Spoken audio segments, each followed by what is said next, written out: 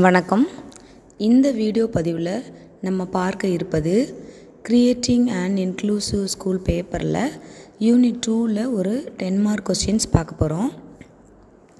உள்ளடக்கிய கல்வியில் ஆசிரியர்கள் மற்றும் இதர பங்குதாரர்களிடம் செயலாற்றலை வளர்த்திடல். Capacity building among teachers and other stakeholders to inclusive education. First உள்ளடக்கிய கல்வியில் பங்குதாரர்கள் அப்படின்னா யார் அப்படின்னு சொல்லணும். இந்த கல்வியில் பங்குதாரர்கள் அப்படிங்கிறது அந்த ஸ்கூல் மேலேயும் அந்த மாணவர்களினுடைய நலன்கள்லேயும் வெற்றியிலையும் ஈடுபாடு கொண்ட அனைவர்களையுமே நம்ம என்ன சொல்கிறோன்னா ஸ்டேக் ஹோல்டர்ஸ் அப்படின்னு சொல்கிறோம்.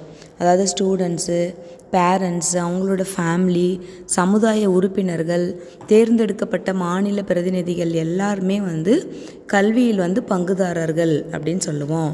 ஃபஸ்ட்டு பார்த்திங்கன்னா இப்போ அந்த முறையான வகுப்பறை கல்வியில் பணிபுரியக்கூடிய ஆசிரியர்களும் ஸ்டேக் ஹோல்டர்ஸ் தான். அங்கே இருக்கக்கூடிய ஸ்பெஷல் ஆர் ரிசோர்ஸ் டீச்சர்ஸ், அந்த நிர்வாகிகள், சிறப்பு தேவையுடைய குழந்தைகளுடைய பெற்றோர்கள், சிறப்பு தேவைகளற்ற குழந்தைகளுடைய பெற்றோர்கள், இவங்க எல்லாருமே ஸ்டேக் ஹோல்டர்ஸ் அப்படின்னு சொல்கிறோம். ஸோ ஃபஸ்ட்டு இதில் கிளியராக இருங்க. அதில் உள்ளடக்கிய கல்வி தொடர்பான திறன்களை ஆசிரியர்களிடம் எப்படி வளர்க்கலாம் அப்படின்னா, ஆசிரியர்களுக்கு பணி முன் பயிற்சி, அதே மாதிரி பணியிடை பயிற்சி வழங்கப்படுகிறது. அதே மாதிரி நேர்முக வகுப்புகள் மூலமாகவோ தொலைநிலை கல்வி வாயிலாகவும் இந்த ட்ரைனிங் ஆசிரியர்களுக்கு வழங்குறாங்க. அதாவது நார்மலாக இருக்கிற ஸ்டூடெண்ட்ஸை எப்படி ஹேண்டில் பண்ணணும், அதே சமயம் இந்த மாதிரி ஸ்பெஷல் நீட்ஸ் இருக்கக்கூடிய குழந்தைகளை எப்படி கையாளணும் அப்படிங்கிறதுக்காக தான் இந்த ப்ரீ சர்வீஸ் ட்ரைனிங்கும் இன் சர்வீஸ் ட்ரைனிங்கும் ஆன்லைன் மூலமாகவோ ஆஃப்லைன் மூலமாகவோ டீச்சர்ஸ்க்கு வழங்கப்பட்டு வருகிறது. அதுக்கப்புறம் அவர்களோடு உடன் பயிலக்கூடிய சிறப்பு தேவைகள் உடைய மாணவர்கள், முதல்ல பார்த்திங்கன்னா ஒரு பள்ளியில் மாணவர்கள் நார்மலாக இருக்கக்கூடிய ஸ்டூடெண்ட்ஸ் இருப்பாங்க. அதே ஸ்கூலில் ஸ்பெஷல் நீட்ஸ் இருக்கக்கூடிய ஸ்டூடெண்ட்ஸும் இருப்பாங்க. முதல்ல மன ரீதியாக அவங்கள தயார்படுத்தணும்.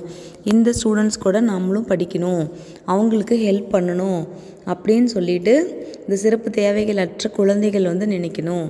சிறப்பு தேவைகள் உடைய குழந்தைகள் இவங்களும் நம்மளோட பியர் குரூப்பு தான், நம்மளோட படிக்கக்கூடிய மாணவர்கள், இவங்கக்கிட்ட இருந்து நம்ம கற்றுக்கலாம் அப்படின்னு சக மாணவர்களோட சகஜமாக பழகக்கூடிய அளவிற்கு அவங்கள தயார்படுத்துறது.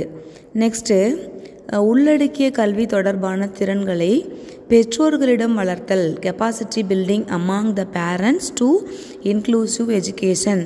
பேரண்ட்ஸ் கிட்ட எப்படி வளர்க்கணும்? இப்போ பெற்றோர்கள் என்ன நினைக்கிறாங்க அப்படின்னா, நார்மலாக இருக்கிற ஸ்டூடெண்ட்ஸை கொண்டு போய் ஸ்கூலில் விடுறாங்க, படிக்க வைக்க ஆசைப்படுறாங்க.